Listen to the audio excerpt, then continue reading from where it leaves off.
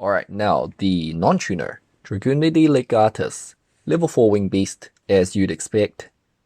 Wind, obviously, 1800 attack, 1200 defense. Pretty decent stats. As I mentioned in the previous video, Legatus is probably the guy riding on top of Romulus, along with Remus. We still don't really know who is Erebra.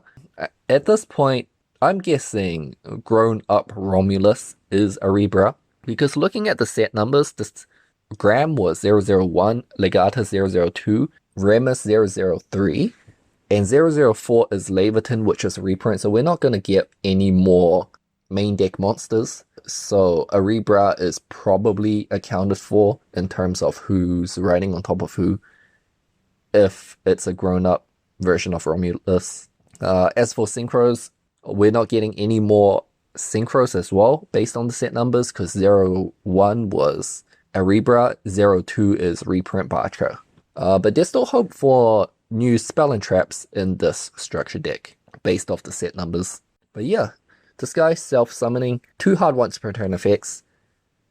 The first one is the self-summoning effect. If you control a Dragunity or Dragon's Ravine, you can special summon this from your hand. The second effect, if you control a Dragunity monster in your spell trap zone, you can target one spell trap on the field, destroy it. So yeah, we'll start off with the second effect, because I have a lot to say about the first effect, I guess. But yeah, the second effect, yeah, in my Erebra video, I was saying how Ascalon pretty much means the Dragunity deck has front row completely covered. Ascalon is like the perfect answer to front row you're gonna get, right?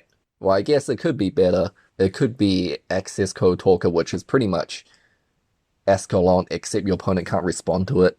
But Ascalon is like as good as you're gonna get for front row removal.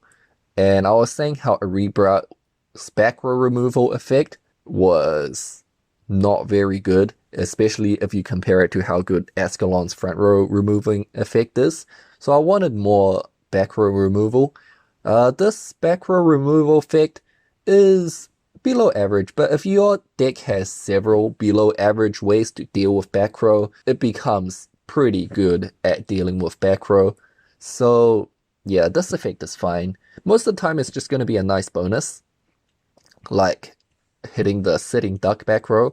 So like mid combo you just randomly get a free pop on their field spell, or mid combo you just randomly get a free pop on their pendulum scale, or mid combo you just get a free pop on their set bluff or something like that, right? It's just pretty good to have, pretty good bonus effect. But against actual back row can probably negate this guy, but since you don't have to use it immediately when you summon it, you have the chance to equip a Divine Lance to it, and Divine Lance makes monsters immune to traps. So I can see this guy being pretty potent against heavy back row stun decks. If you summon this guy, equip Divine Lance to it, and every turn you can just pop a back row and it's unaffected by traps, right? Like that would be a solid win condition against heavy stun decks. So yeah, it's as an effect, it's not that good, but since it's a bonus effect, it's very nice to have. Now the first effect, self-summoning effect, it combos really well with Remus. So Remus, pitch itself, add Ravine, activate Ravine, search Legatus. Legatus special summons itself, and then since Legatus is on the field, you can summon Remus from your graveyard.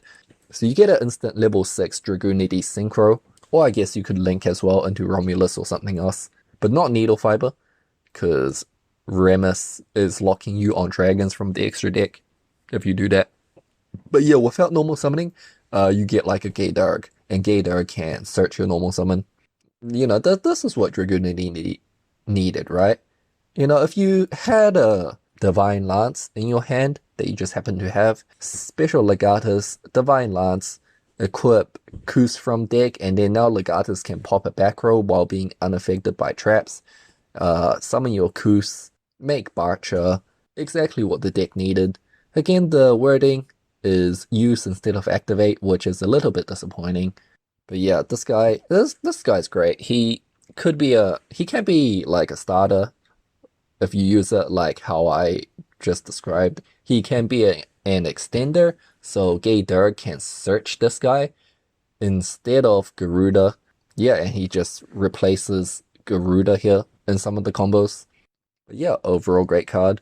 So yeah, if these are the only cards we're getting, Dragunity is not going to be top tier. Most structure decks are designed to be competitively viable, so there's quite a decent chance that either we're going to get some more cool spell and traps, or the format is going to get nuked so that even Dragunities can be viable. But yeah, let's hope for the former because that's just much more fun.